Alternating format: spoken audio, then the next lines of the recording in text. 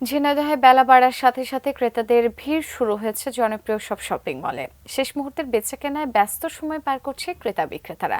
এবার পছন্দের পোশাক স্বল্প মূল্যে কিনতে পেরে খুশি ক্রেতারা। ঝিনাইদহের রংধনু প্লাজা থেকে ঈদ কেনাকাটার খবর জানাতে যুক্ত হচ্ছেন প্রতিনিধি ইমন হাসান। ইমন, আমাদের ঝিনাইদহের ঈদ কেনাকাটা সম্পর্কে কি জানাবেন?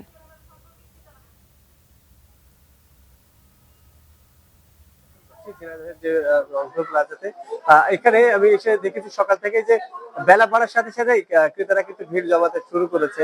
এখন যদি আমি আপনাকে একটু আপনার মাধ্যমে জানিয়ে রাখি যে এবছরের যে সকল পণ্য, কাপড়, পোশাক যেগুলো কিনতে আসছে ক্রেতারা, তারা কিন্তু স্বাচ্ছন্দ্য প্রকাশ করেছে। তারা বলছে যে তাদের বাজেটের মধ্যে, স্বল্প খরচের মধ্যে কিন্তু বিভিন্ন মানের পোশাক আশাক তারা কিনতে পারছে। আমি একটু জানিয়ে রাখি, এখানে যে পাকিস্তানি পাঞ্জাবিটাই সব থেকে বেশি চলছে এখানকার।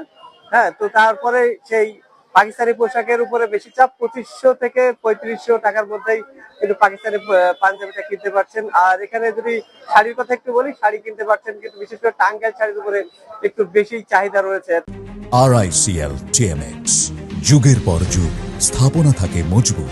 তবে আমরা একটু ব্যবসায়ীদের সাথে কথা বলেছিলাম, তারা আমাদেরকে জানিয়েছেন যে পার্শ্ববর্তী দেশ ভারতের সাথে একটি ব্যবসায়িক সম্পর্ক কিছুটা টানাপোড়েনের কারণে তারা কিন্তু ভারতীয় পোশাক খুব বেশি একটা আনতে পারেনি।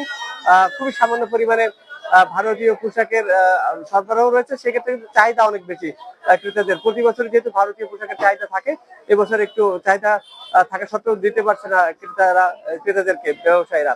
আর আমরা এখানে এসে দেখেছি যে যেহেতু গরমের মধ্যেই ঈদটা পড়ছে, সেক্ষেত্রে সুতি কাপড়ের মধ্যে এমব্রয়ডারি করা বা একটু পাতলা কাপড়টার দিকে কিন্তু বেশি ঝুঁকছে। আর পাঞ্জাবির যে সাধারণ পাঞ্জাবি, সেটা কিন্তু 800 থেকে শুরু করে 1200 টাকার মধ্যে কিন্তু বেশ ভালো মানের পাঞ্জাবি কিনতে পারছে এখানকার যে ক্রেতারা আছেন। আর এখানকার অভিজাত শপিং মল থেকেও কিন্তু বিশেষ করে বাইরের ফুটপাতে যে সকল দোকানপাট গড়ে উঠেছে, সেখানে কিন্তু একটু মানুষের ভিড় বেশি, কারণ যেহেতু মফস্বল শহর, এখানকার মানুষের কিন্তু বিশেষ করে নিম্ন আয়ের মানুষ বেশি থাকে।